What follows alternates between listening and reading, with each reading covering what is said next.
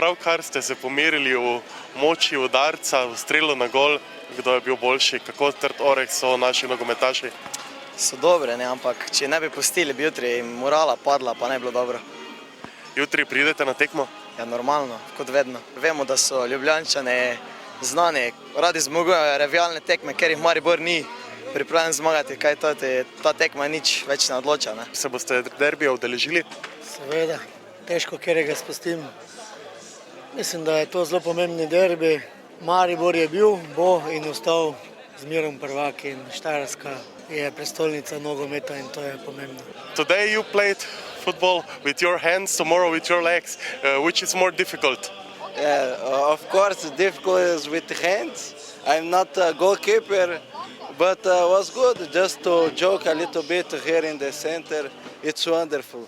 But tomorrow we must have to be with everything. We'll be serious, not to joke like today.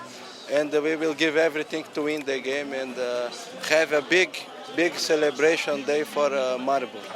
Do you expect a difficult game, a good performance from Olympia? Of course, a derby is always derby. It doesn't matter if we are champion or not.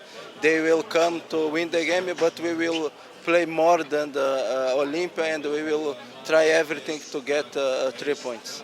What about the weather? It's pretty hot. Is it good for you? Yeah, it's very hot. It's like in Brazil and I like this weather and for me no problem.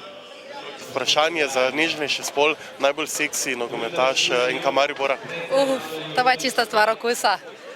Bom drugič povedala, bom jih zdaj pogledala podrobno, pa bom drugič odgovorila, ker je meni osebno mogoče. Pa še napoved jutrišnjega rezultata? 3:0. Za koga? Pa nas, seveda. Najbolj seksi nogometaš NK Maribora, evo. To bo ona povedala. Mitja Viler. Ibrahim. Velikonja. Jutri se boste udeležili tekme? Ja. Vas bo veliko, boste šli tako skupaj ali? Boja, veliko nas bo. In napoved rezultata jutrišnjega?